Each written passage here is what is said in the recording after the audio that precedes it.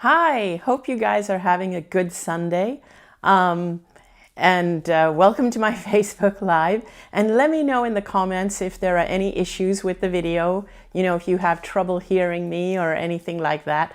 And I'm happy to hear from you, even if there are no issues, just to say, hey, I love hearing from you. So I want to start out by saying how grateful I am to all of you. I am so grateful for your feedback and everything you write to me. We had phenomenal feedback for the video that I did together with Danny, and he promises to be back hopefully next week. He's behind the scenes running things so that I can do this, so that I can take your questions and all that. But I know you guys really want him, and pretty soon he'll need to have his own show. We haven't forgotten anything that he said. He started the ball rolling on something, and we're collecting all the responses we got from people who were talking about, who were really interested in what he said about support for those who support people with illnesses. I think that is so important because those people need to have their energy replenished so that they can be in good form to take care of the people they take care of. So hi, Sus Sharma. Thank you for posting. So today, the topic I have for you today is Marianne Peterson. Hi, from Denmark. Thank you. The topic is the law of attraction and the tip of the iceberg. So you're probably wondering, what kind of a crazy title is that?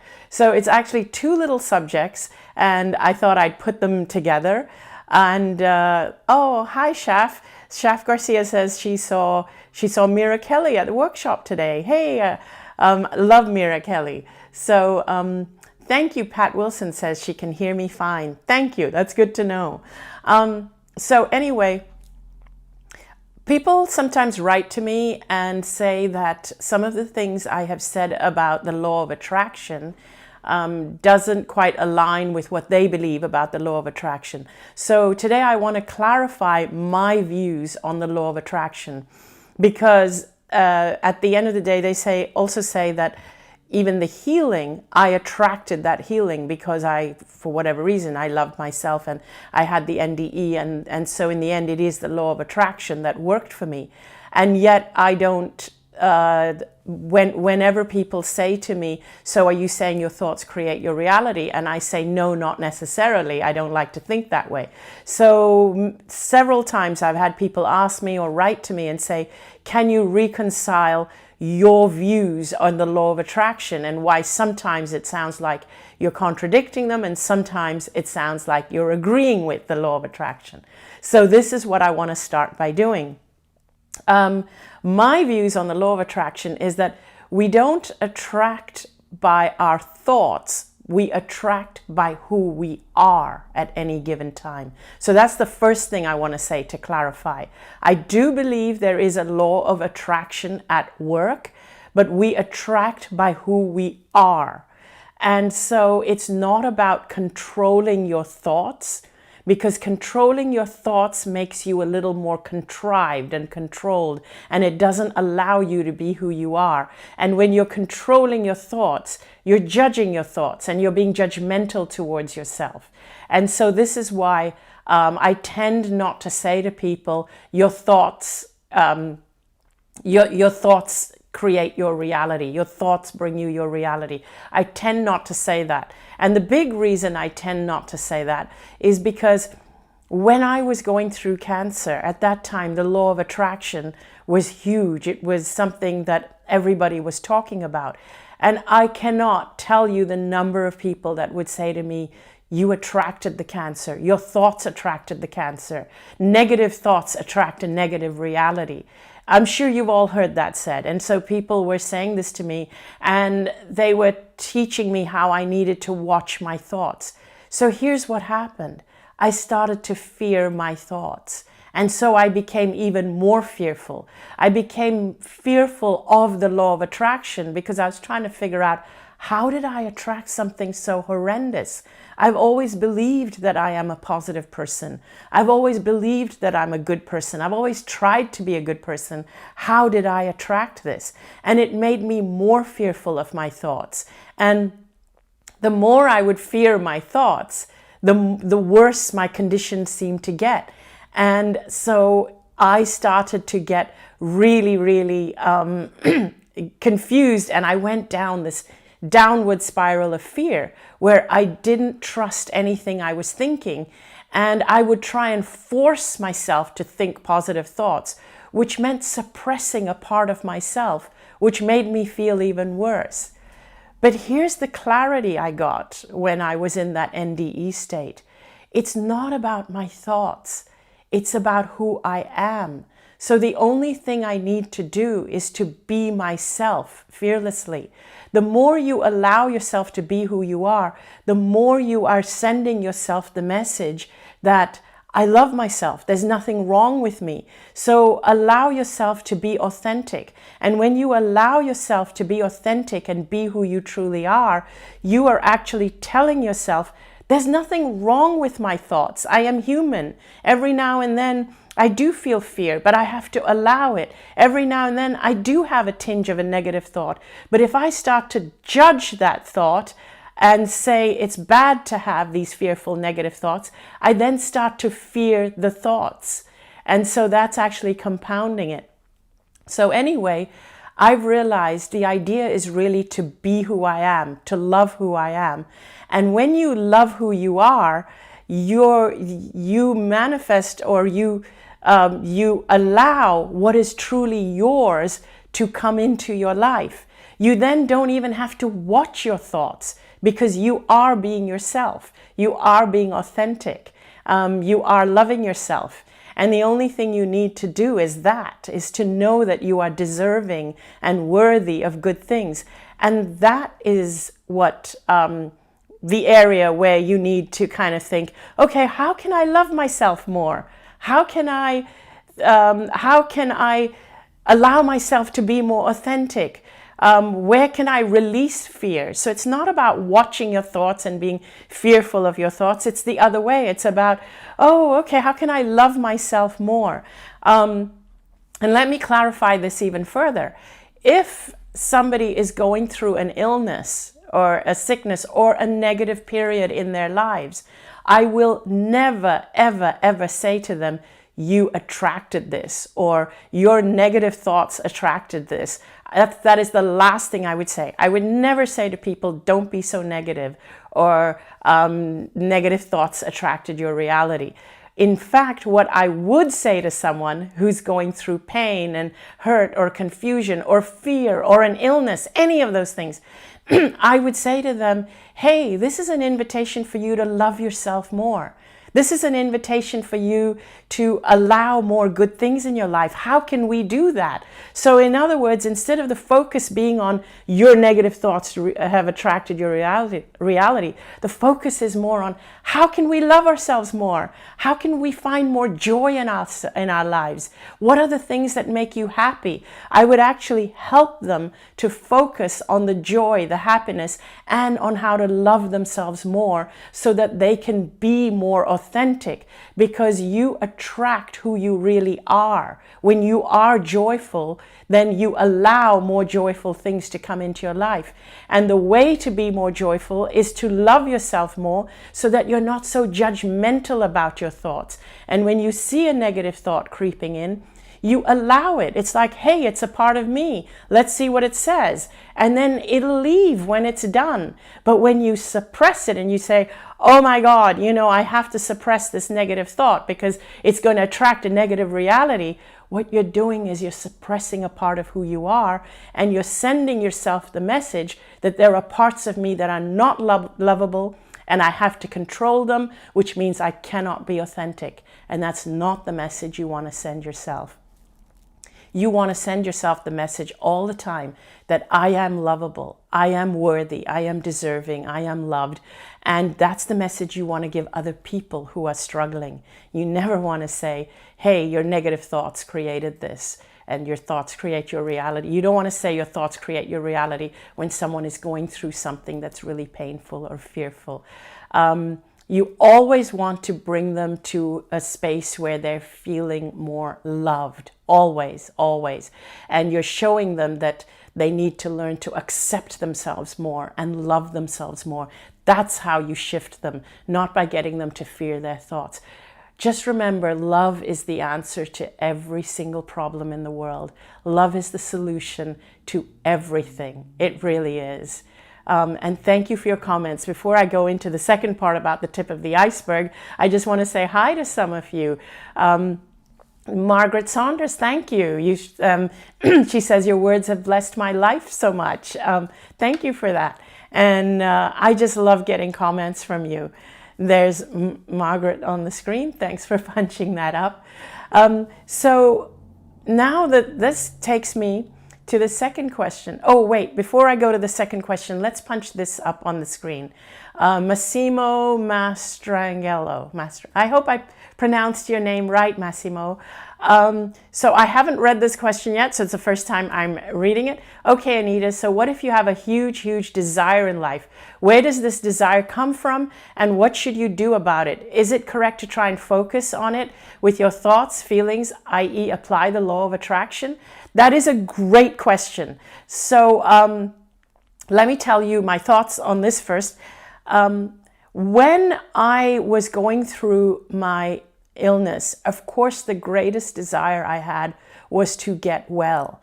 And during that time when I had this desire to get well, I started to do vision boards. And I would, at that time, it wasn't a digital vision board. This was back in 2005. So it was actually a board, a cork board that I had purchased. And I would cut out pictures of people who are well and healthy and paste them and pin them on this cork board, which was great for a while. But when when I didn't see it manifesting in my body, I got even more fearful. And so the thing about vision boards sometimes is that what I realized later is that when you create a vision board, when you focus on a desire, you may be limiting what is in store for you. And sometimes when you don't see your desire manifesting in the way you want it to, you start to feel fear. And when you start to feel fear, it again sets you back. You lose that place of love. What I tend to tell people is that all you have to do is just be who you are. And I'm going to tell you more about that. Your question is actually going to be answered in the second part of this video, which is about the tip of the iceberg, Massimo. But because I'm so glad you asked that question, because that is the question that is part of the second part of what I designed for this video. But what I realized was that when I died and came back, I realized that the future that was actually in store for me, my higher self, my inner self, the part of me that manifested itself to be me in this life, had a destiny for me, a dharma for me, that was bigger than what I could imagine. Therefore, what I was actually putting down on that vision board was limited compared to what was in store for me.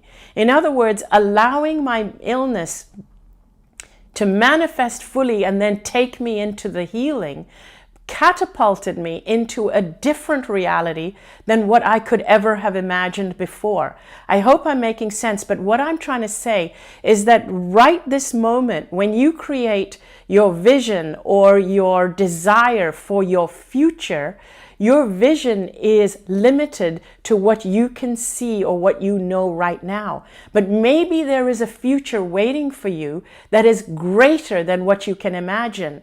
And most of us are incapable of imagining something greater than what we currently know. And so the idea is to leave an open-ended future. And the way I leave an open-ended future is just by focusing on the now, and how authentic I am and how fearless I am in allowing whatever the future has for me. So my only job is to love my current self and to find joy and in this current moment, do what brings me joy in this current moment so that I feel my most elevated self and just get to the most elevated self I can be. And as long as I am at that place, then the future that I allow to unfold will be my greatest future beyond what I can even imagine. And that's what I discovered, that whatever I put on those vision boards did not match the life I am experiencing today. I could not even have imagined the life I am experiencing today. I did not even know that such a life existed as the one I am living today. So don't limit yourself. Don't limit yourself with goals, with vision boards and things like that. Leave it open-ended. Your only job is to really is to express fully in this moment, to be fearless in this moment, to find your joy and your expanded self in this moment. And that's the next part of my of what I'm sharing today is how do you do that? How do you do that? Okay, so here's the thing. Before I go into that, let's say hello to a few people. Say hello to Biljana Sklor. I hope I pronounced your name correctly. Thank you. Thanks for your comment. Thank you for sharing yours and Dr. Wayne Dyer's work. He is with us now. Yes, Biljana, he is so with us at this moment, and so are all our other guides and the rest of our own self. So here's what I want to tell you about loving yourself, or about being who you are, or being yourself fully, or finding your joy. The question that people have for me is, how do I do it? So firstly, it's not about how, it's about understanding who you are. You are the tip of an iceberg. What you can see, this physical body that you see right now on the screen in front of you, and your own, look down at your body. Look down at your body and see it for what it is. And what I want you to realize is that this body is just the tip of an iceberg. You are actually much, much greater. I'm sure all of you have seen pictures if you just go on Google and just Google iceberg. And I'm sure all of you have seen pictures of icebergs where excuse me, the bigger portion of the iceberg is below the water and you don't see it. You don't see the iceberg. About 80% of the iceberg is below the water and all you see is 20%. That's you. 80% of you is in the other realm. You can't see it with your physical eyes, but it doesn't mean it doesn't exist. And when I speak about six sensory beings, or being aware of your sixth sensory self, it means being aware of that 80% that you cannot see. But the interesting thing that most people don't realize is the part of you that you cannot see is actually bigger than the part of you that you can. So when I tell people love yourself, all they do is they love the tip of the iceberg, the self that they can see. So people will say, hey, I have massages, I go for my hair, I do work on myself, I take care of myself. How come my life is still like it's such a struggle, and how come I still don't feel I love yourself? The reason you don't feel you love yourself is because you're neglecting 80% of yourself. You're only loving 20% of yourself. So the first thing is to become aware that there is another 80%, and to become aware that you are actually a sixth sensory being. And once you know that and you become aware of that, you then have to start to tune into that. Tune into that 80%, because that's the bigger part of you. That's the part of you that knows your purpose. That's the part of you you need to love. And when you love that part of you, you get to a point where that part of you becomes integrated with the physical part of you. Right now, it feels like two separate things. You feel like you're just an iceberg lost floating in the ocean because you can't see what's underneath. That's why you feel lost. But if you could see the whole thing, Hey, somebody's just said hello from Iceland. Yay, perfect. That's where all the icebergs are. So if you could see the whole thing, you would see that there is so much more that is below the surface and connected by the ocean to everything else. It's connected to the rest of the world. It's connected to the other icebergs. It's connected to the earth, the water, the elements. But that tip of the iceberg looks lost and lonely and isolated because that's all you can see. That's how you feel when you don't realize that what you are identifying with is only 20% of who you truly are. And when you become aware that you are so much greater and you get in touch with it, and the way I get in touch with it is by going out in nature. I talk to it. I get in touch with it when I'm lying in bed at night before I fall asleep. I talk to the rest of my iceberg. And that is the part you need to accept and love and know and trust. And so once you accept that, once you talk to it, once you nourish that part, which is your soul level, by acknowledging, yes, there's so much more to me. Yes, it's trying to guide me all the time. Yes, that's the part of me that knows my calling and why I'm here. It knows what's in store for me in my future. It's trying to call me to my future self. And once you start to get in touch, it talks to you like that. And then you stop feeling lost. That's truly what happens. That's truly what happened with me. And that's what the NDE did for me. It made me aware of the whole iceberg. And so that's what I invite you to do. I want you to start journaling. I want you to start getting in touch with yourself. And here's what happens. When you are in touch with the entire iceberg, you become integrated, you become whole. You stop feeling the need to even love yourself because there's no self to love. The part that you're trying to love now integrates with the bigger part of you, and you realize, oh my God, I get it. I don't have to focus on loving myself because there's no self, there's no physical self.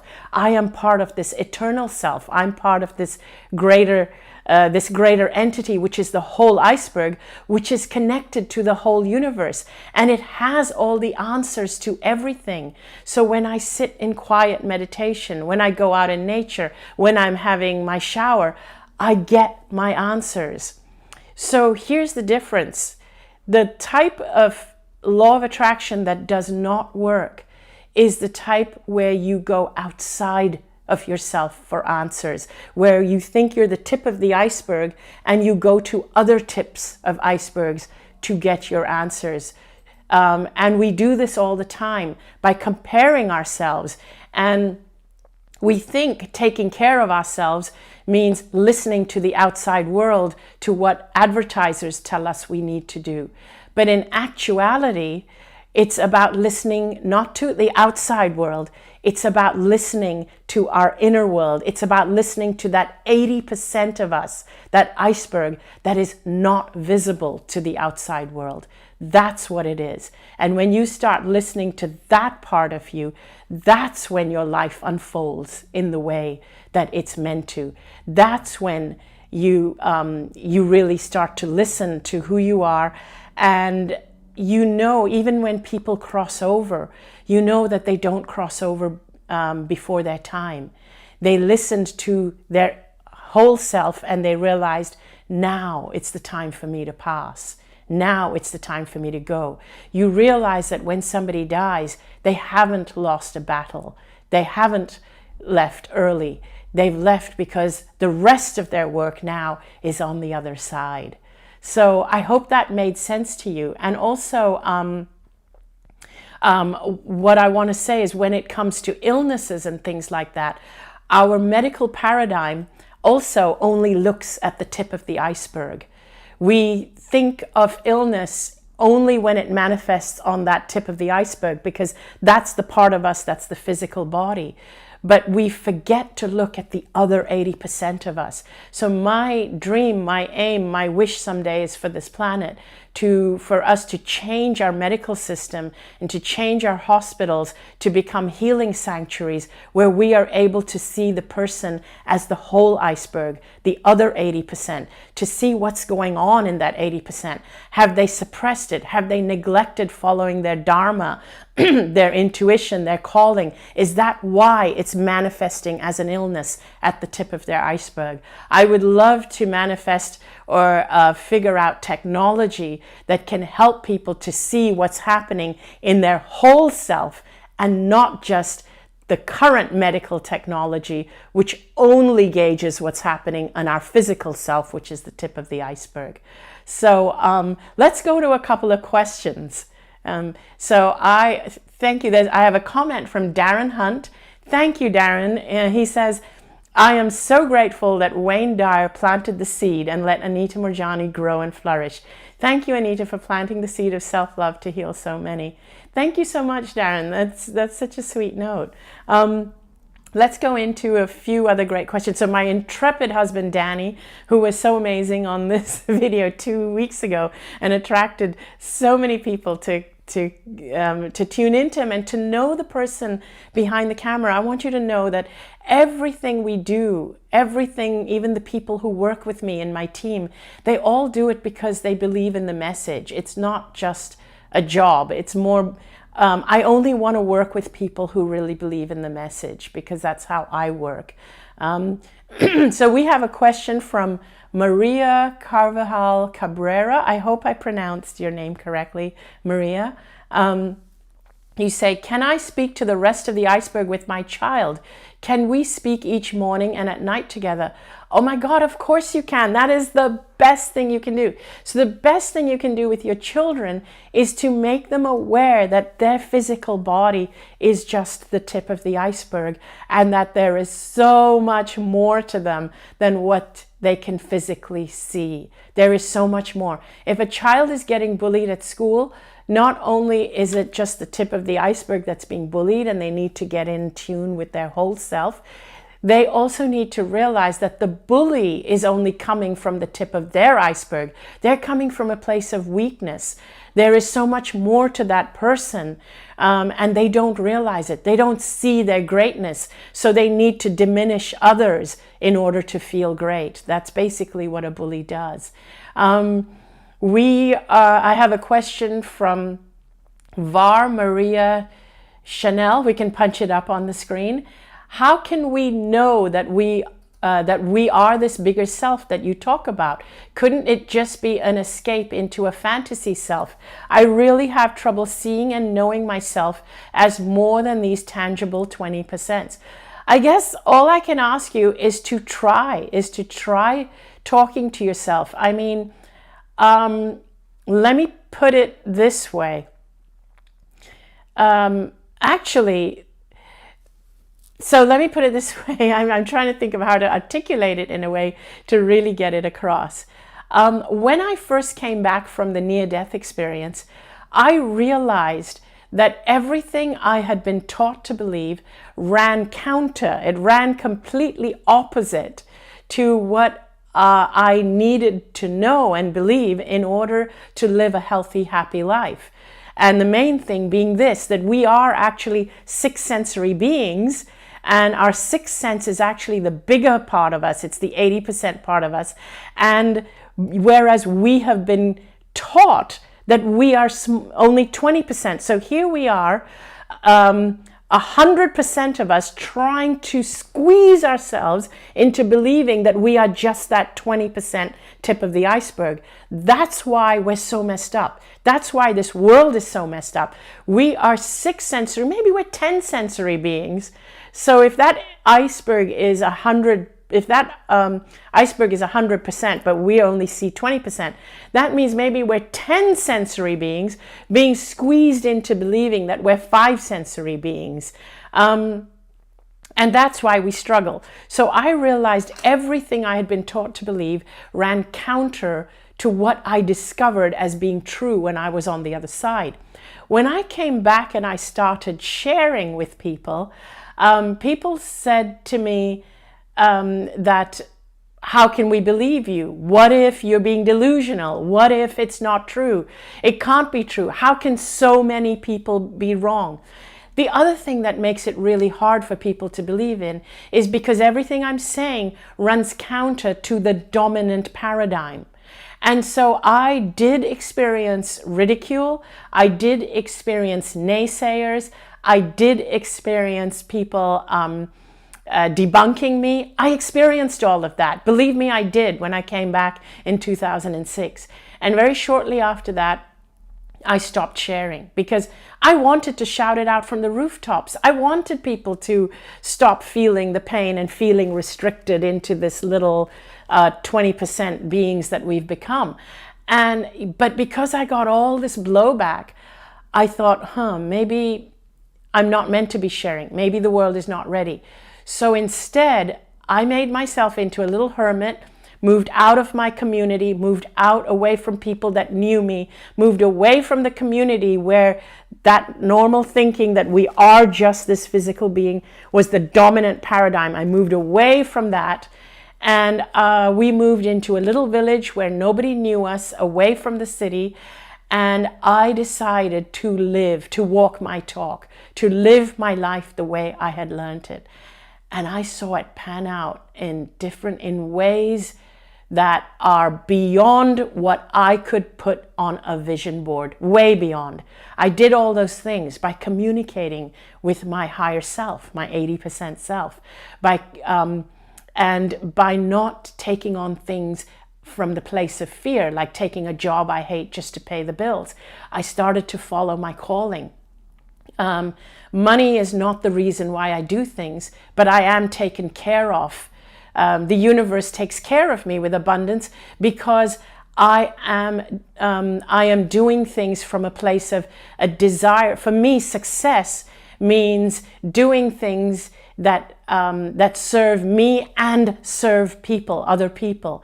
It has to be something that enriches me, otherwise I can't sustain it. And when I say enriches me, I mean everything from energetically, spiritually, and financially. It has to do that so that your batteries can be charged, so that you can keep doing what you're doing, so that you can serve people, but you can serve people from a place of strength.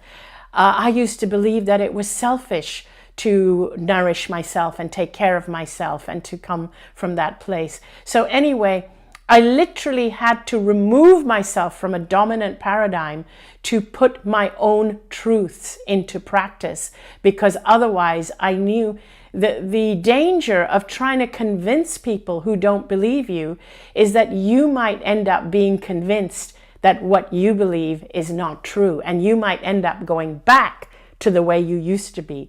And I didn't want that to happen. So I removed myself. And over the years, I saw my life pan out in magical ways that I couldn't have imagined. Doesn't mean I didn't struggle. Of course I did. I struggled with finances. And then as soon as I discovered that next layer of the iceberg, it was like it blew open. Wayne Dyer discovered my story.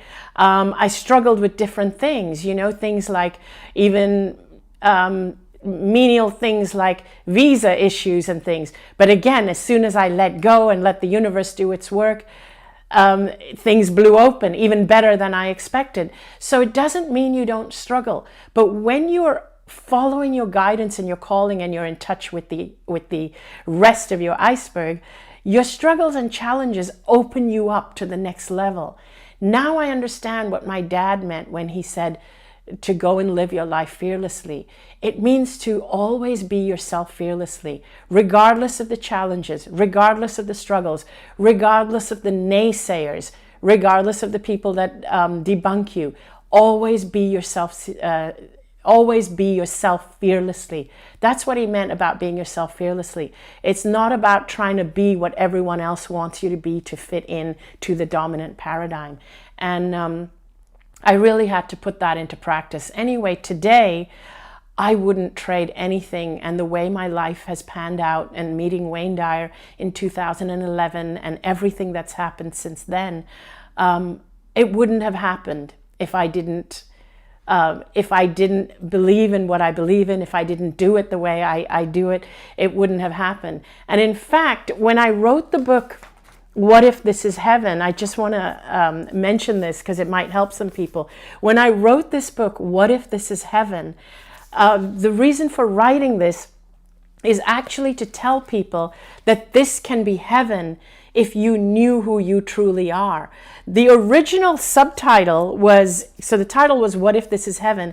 And the original subtitle I had for it was, if it is, then why does it sometimes feel like hell? But a lot of people advised me that don't put hell in the title of your book. So we changed the subtitle to How Our Cultural Myths Prevent Us from Experiencing Heaven on Earth. And so the idea behind the book was to tell you how all these beliefs are actually the opposite. They run counter. The beliefs you have, the beliefs you've been taught, they run counter to your actual truth. And it really is about living life from the inside out, not from the outside in, which is what you have been taught. And the dominant paradigm will always tell you, believe what you see, believe with your eyes, believe what you can touch, believe what you can materially prove. They will always tell you that. What you're missing out on is 80% of your reality, which is not part of this 5 sensory paradigm. That's what I talk about in What If This Is Heaven, and how your beliefs are working against you. So yeah, you know, if people ask me, what's the difference between my first 2 books? The first book, Dying to Be Me, is actually about my near-death experience. It's about my life story and the NDE itself and what I experienced on the other side. The second book is about trying to apply that when I came back and realizing that, hey, I believe very differently from the dominant paradigm, but I don't want to go back to being the person I used to be, because that was the person that got cancer. So it was about trying to be this person and trying to live it without letting the debunkers convince me to going back to being that person.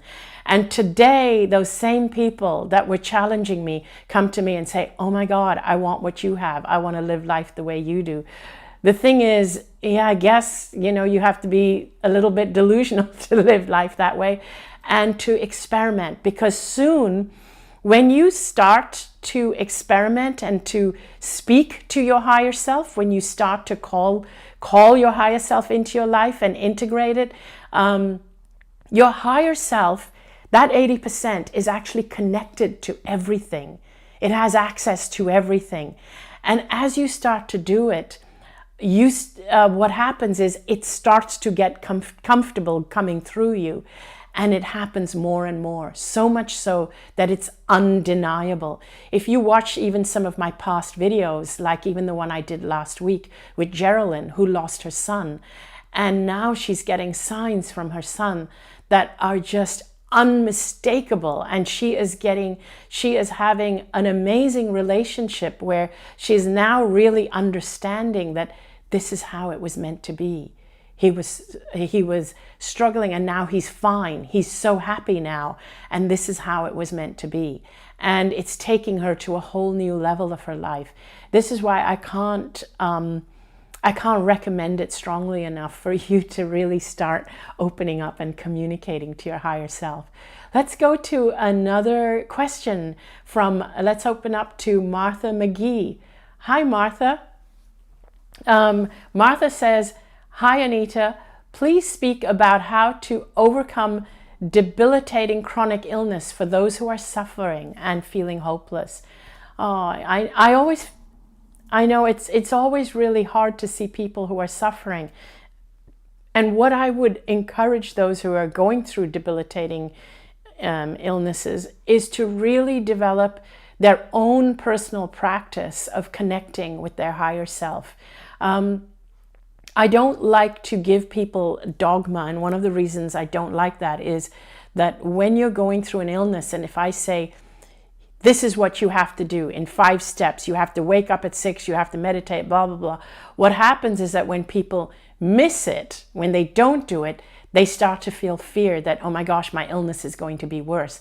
I say this because that's what used to happen to me when I was going through illness, and people would give me specific instructions. This is what you have to do. This is what you have to eat. This is blah, blah, blah. And so I would try and do it, but it would add an extra pressure and an extra stress to an already stressful life of living with a chronic illness. So what I want you to do if you're living with a chronic illness, I want you to start doing things that alleviate pressure and stress in your life. And so start to ask yourself, what are the things in my life right now that I don't want to do, but I'm doing, excuse me, because I'm feeling it's an obligation or because I'm too fearful to say no. I want you to make a list of those things. And I want you to figure out painless and kind ways to start eliminating those from your life, because you need to do that, because your illness may even be your body's way of saying it's time to take care of yourself.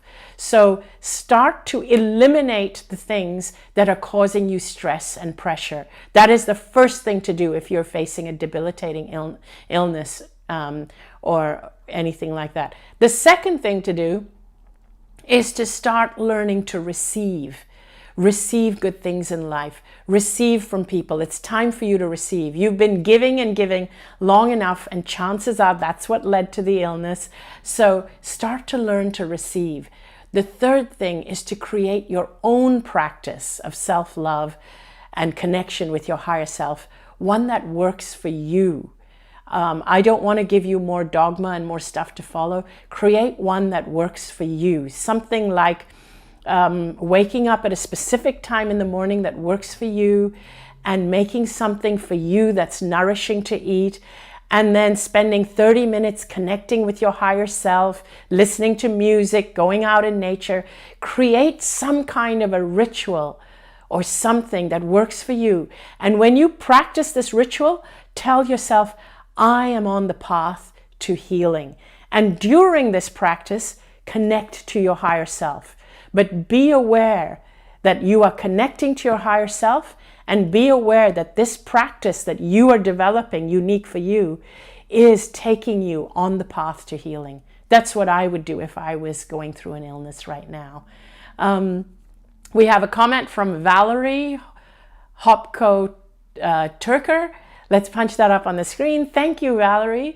I am planning on using your children's book in my 4th grade classroom for Valentine's Day. Oh, thank you. My children's book is illustrated by the beautiful Angie DeMuro, and it's called Love, a story about who you truly are. And so we put that together really just to help children, because people keep asking me, how can I make sure that my children know how to love themselves? And so Angie actually put together these beautiful illustrations. She's a talented artist, graphic artist, and so it's just a lovely book. I'll put a link to it in the comments. And Kelly Backhouse, thank you for your comment. We can put it up on the screen. Thank you, Kelly. She says, I'm distracted by the beautiful light around you. For many years, I've been able to see the energy outside of people. I believe we all can, and encourage your listeners to look for it. Thank you, Kelly. Yes, we all have this beautiful energy around us. And thank you for bringing that up, because that's another thing, is we all have life force energy. And when you are doing things from a place of fear, from a place of obligation, you're actually shrinking your energy. So I always tell people, consciously look for things that make you feel love and make you feel joy. So thank you for bringing that up. Look for things that make you feel love, joy. Spend time with children, with your pets, and that'll increase your energy immediately. It'll increase your life force energy. I love doing these videos connecting with you, and so for me that increases my energy. And we have a question from Christina Floria. Let's put that up. Christina says, how can you escape your inner fears so that you can stop putting on obstacles by yourself? Gosh, I wish you were here in front of me. I would ask you more details about that question. Now, fears usually come from the outside, even though you may feel that these are inner fears because they're fears in your mind. But let me tell you that when you go deep enough, there is only love, only love. And truly, this is the truth. It means you're not going deep enough. Fears are only from the outside world. The outside world is a space of duality, and currently it's the outside, our outside, current outside reality of what's happening in the world right now is at an imbalance where it's being run more by fear than love. And a lot of you who are empaths, you're feeling it more. And because you're feeling it within you, it feels like they are inner fears. But believe me, they are being triggered by the outside world. If you were truly able to shut out the outside world for a while, if you are feeling this deep inner fear, you need to shut out the outside world. You need to shut out the news. You need to shut out, even take time out from people who are triggering these fears. And you need to get in touch with your inner self, the rest of that iceberg that's connected to the universe, and your fears will dissipate and you will start to get more clarity of your purpose. When you have more clarity of your purpose and your calling, the fears affect you less. The fears of your outside world become less powerful to you because you have a calling, you have something to follow, you have a beacon or a light to follow. So what you need to do if you are haunted by fears is to find time away from the outside world, and to get deeper into your inner world. And although our purpose here, your purpose of being in a physical body is to be very much in this physical world. However, we can get imbalanced and we can get pulled too much by the fears, which means you need to balance that and go inward and become drawn again by the love that is the inner part of you, the other part of you, the other side. And you need to get back in touch with the calling and the intention and the love that drew you forth into this world. Let's go to a question from Micheline Callan. Hi, Micheline. Let's pull that up. Thank you. Micheline is one of the angels that works in the From Healing to Whole group. It's the group for people who are hurting and in need of support. Thank you for mentioning that. Sometimes I hesitate to mention the group, and I'm so happy you mentioned it because I worry about you guys getting a flood of people coming in, but let's do it. I have a Facebook group, and I will put the link in the comments. It's called From Healing to Whole. They're ready to receive you guys. So any of you going through deep going through health challenges, debilitating health challenges, deep spiritual, emotional challenges, join this group. It's where healers and those who need healing come together to help each other and support each other. If you are a healer listening in, if you have something to give and you have time you want to share, please also join this group. So I'm going to put a link, so please check it out, please join. And it's a beautiful group where angels go in to heal other people, and those who need healing are in there receiving healing. It's a group where you need to learn to receive because you're deserving and worthy. I have a question from Sergeja Ice. I hope I've pronounced your first name correctly. Let's punch it up on the screen. And Sergeja asks, how to not be so much of fears of everything, anxiety, panic, and be down with energy. Thanks. Love you, Anita. Thank you. I love you too. The way to not be so fearful is to shift your focus to love. And for me, it means getting in touch with my inner self, getting in touch with my inner iceberg, if you like to call it that, getting in touch with that higher self. And loving myself really means loving that whole me.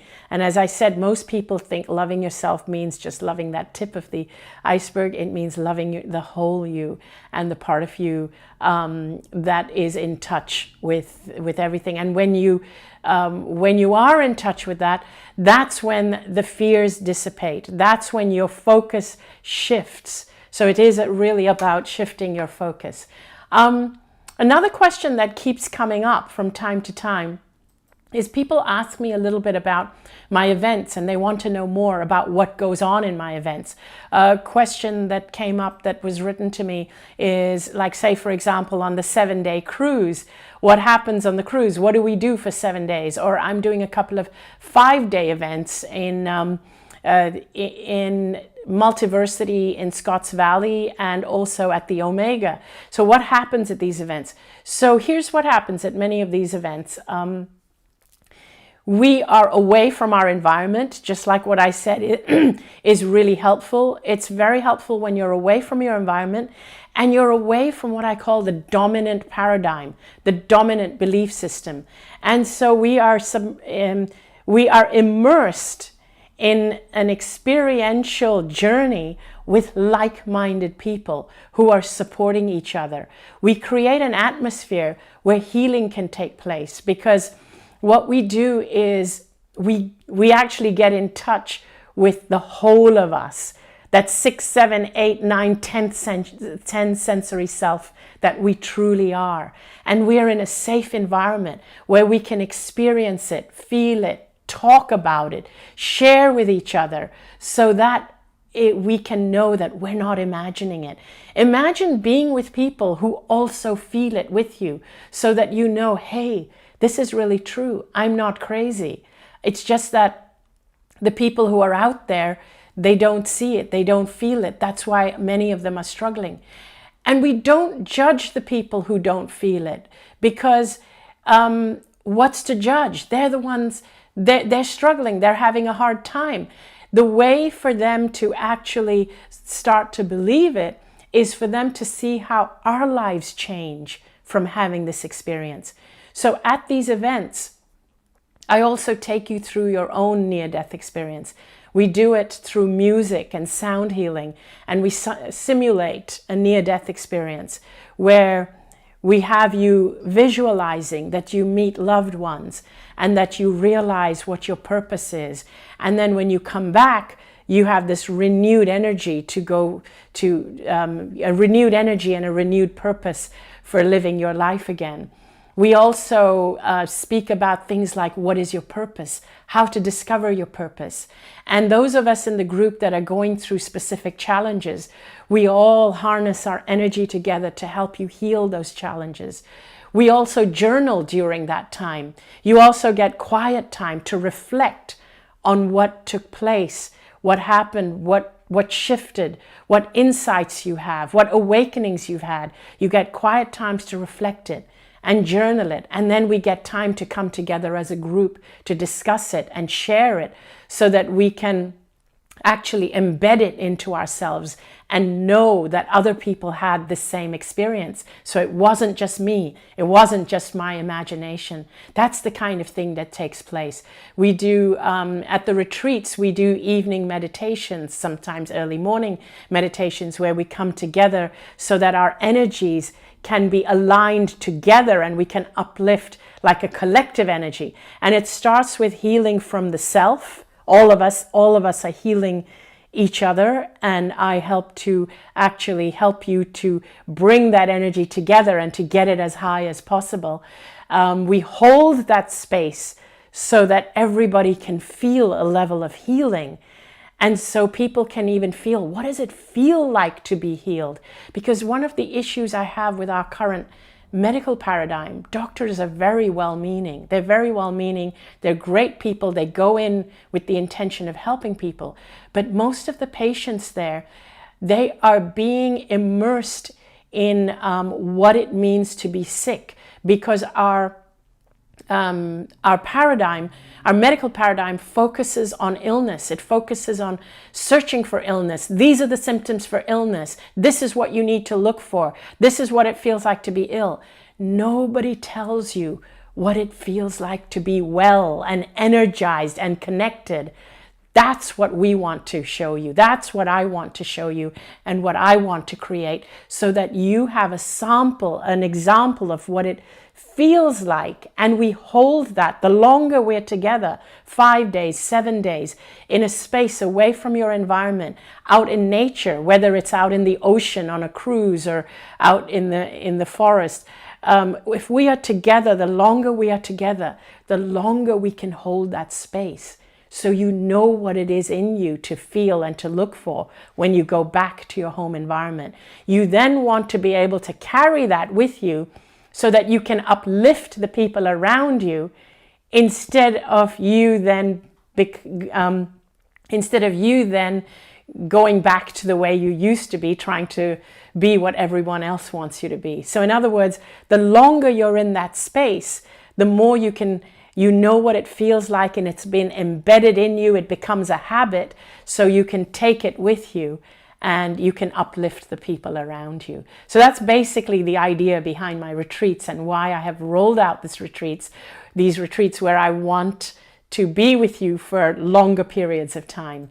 Having said that, I also do have one-day workshops happening next year in Germany, in London, and a few different places. So please check out my events. I love doing the live events because that's where we really get to play with energies and holding that space and watching people have their aha moments and their insights and sharing it with each other and giving each other permission to share who we really are with no judgment whatsoever. So I get excited just talking about it. Let's go to, I think we have time for one final question, and that is from Ark. Hey, I hope I pronounced your name correctly, Ark. She asks, when is your movie releasing? Can't wait for that. I need to listen to this every day as my daily vitamin dose. Thanks for being such an amazing person. I know now how important and loved I am after being bullied and lived in fear for ages. I am free now. Yes, you're free. Thank you. Thank you for saying that. I get it. Your name is probably Archie, Archie. I got it now. And yes, you are free now. You know, as for the movie with Hollywood, you just never know. So I am just waiting to see when it comes out, and whenever it comes out, it's perfect. Thanks for asking for that. And yes, the idea is to become free. It really is to become free. And that is one of the things that I keep saying over and over. Even if you are to come to my events, what I want to do is I want you to realize that whatever it is that you experience, it's yours. It's about you feeling empowered yourself. And it's about doing it in a safe arena, and it's about embedding it in you. And thank you. There's a message from Likey Lily Johansson. I'm so lucky to see you in Bristol soon. Yay! Yes, I'll be speaking in Bristol. I love Bristol. It's such a spiritual little city or town. I love speaking in places like that are low density and small, or out in the ocean or in the woods or somewhere where we really can raise our energy to the level that we create and we choose. Somebody by the name of Lizzie and Gary Spain says, will you be coming to Australia?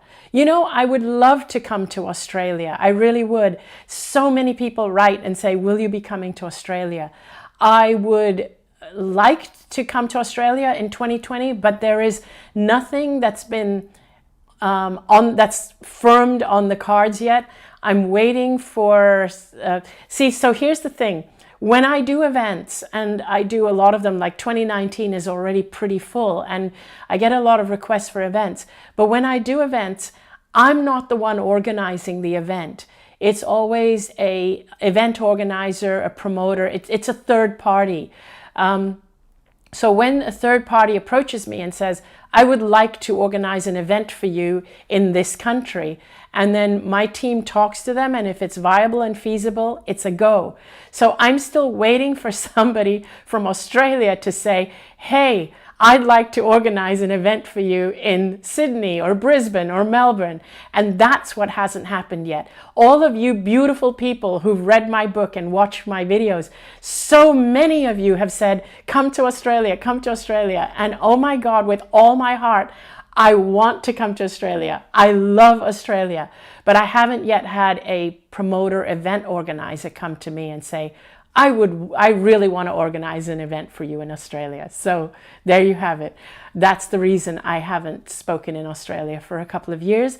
When I went there, it was with Wayne Dyer, and the event was organized for Wayne Dyer, and I was his guest speaker. So I think we're coming up to time now. Gabriella asks, any retreats in Europe? Where can we check the events, please? You can check the events on my website at www.anitamurjani.com/events. I would like to have some retreats in Europe. I have some wonderful people, event organizers in Europe, one who lives in Croatia, one who lives in Basel, who will be organizing some retreats in Europe for me further down the line. Unfortunately, 2019 is already pretty full for me with retreats. I have a lot going on. So no retreats in Europe at the moment. I have a full day event in Germany in March, but if you can come down to the States, I would love to see you, whether it's for the cruise or one of the other retreats. So thank you so much for tuning in. Please tune in to my video next week. I'll be back next Sunday. With a bit of luck, I can convince Danny to hop in as a guest. And thank you again, and check out my website. Check out my other YouTube videos. Many of the questions you ask have been answered in my other videos. Please subscribe to my YouTube channel. It actually helps me a lot when you subscribe, or when you subscribe to my newsletter or my YouTube channels. It helps me because what happens is that I often get people writing to me, asking me questions about where I'll speak or whether I've spoken about a topic, which I have already spoken about. But if you subscribe, you will actually get notifications when I'm speaking about those topics. So thank you so much again. Have a wonderful week, and I'll see you all next week. Bye.